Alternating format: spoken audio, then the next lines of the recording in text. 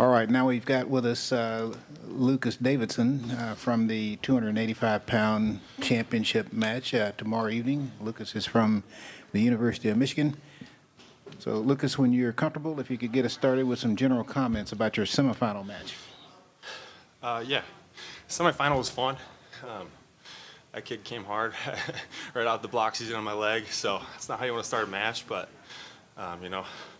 making wrestling happen, I think things are going to go my way. So more wrestling that happens in that 7 minutes, I'm feeling good about it. So yeah, I felt like there's pretty good action from start to finish, and I was able to execute pretty well. So felt good about it, feeling confident.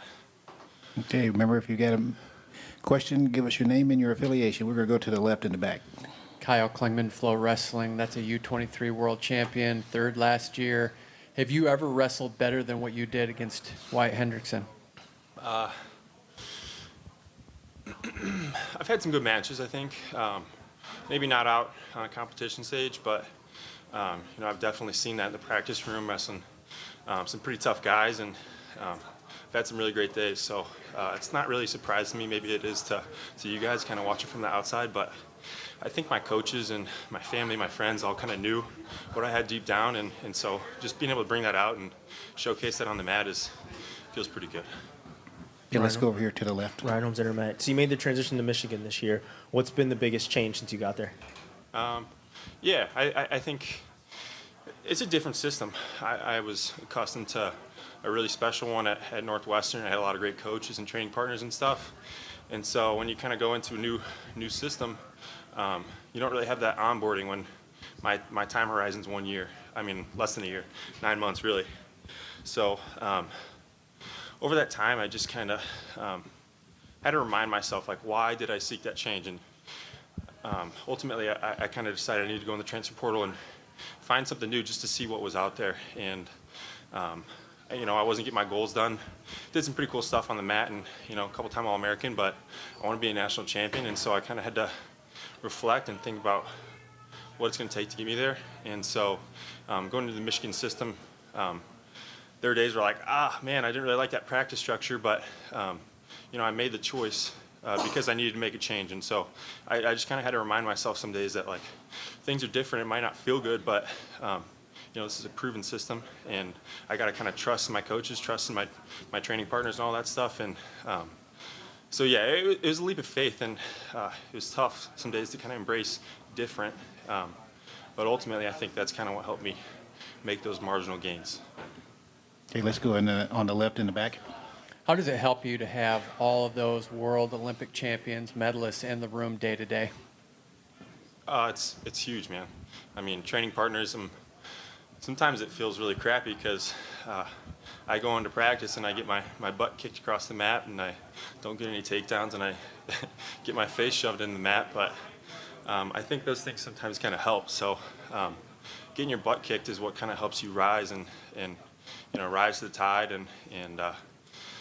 So having different training partners and so many accomplished people, they rub off on you. And if you're kind of walking around the practice room and you see some guys that are doing extra or coaching up after practice, it's nice to see that and be encouraged to work harder and do a little bit extra.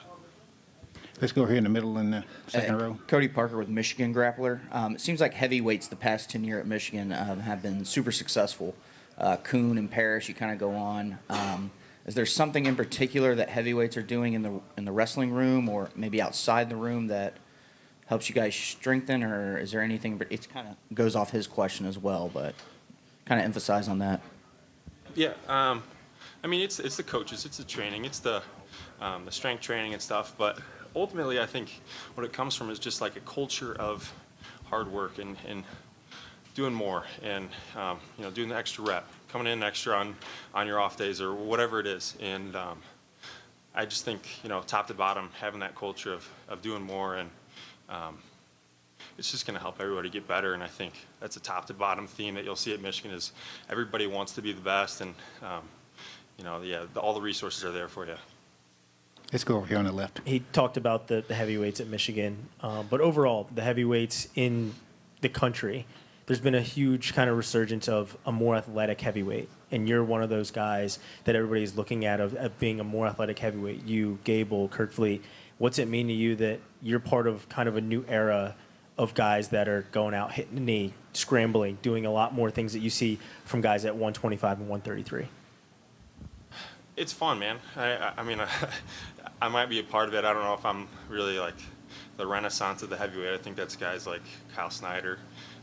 One of my mentors and leaders is Mike McMullen, and he's somebody who is excellent, man. Just so much fun to watch. And, you know, he coached me for a short period, and, you know, it's just exciting. You want to really live up to that and, you know, contribute to wrestling and not just be some big sweaty body that's leaning on another guy for 7 minutes and like the stands are empty, everybody's gone. I mean, nobody wants that. So just being able to kind of make exciting wrestling and, you know, keep butts in seats from start to finish.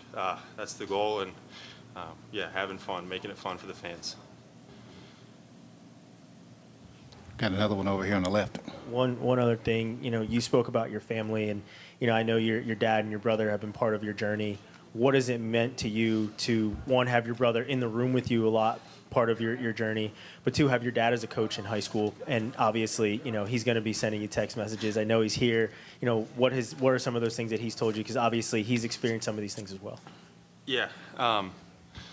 You know, my dad was a great wrestler, and I think even better than that, he was a great coach. And aside from me and my brothers, I have an oldest brother, Jack, too, who didn't wrestle in college, but you know, he made 3 strong men, and you know, he kind of showed us the grind and everything that wrestling teaches you, and it's made some pretty resilient, tough men.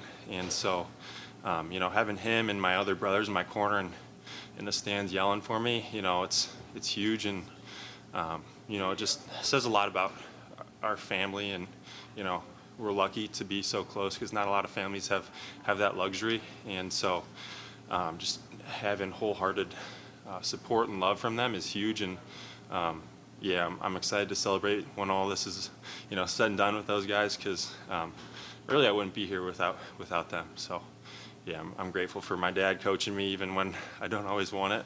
I've got a lot of texts from my dad that are like, I'm like, dude, I just got grilled about this from my coaches, but you know, it always comes from a loving spot. And yeah, I think my dad should be a college coach somewhere. If anybody's looking for an opening, I'm sure he would do some consulting for cheap. Anything else for Lucas? Okay. Thank you very much. Good luck to you, Mark. Thank you very much.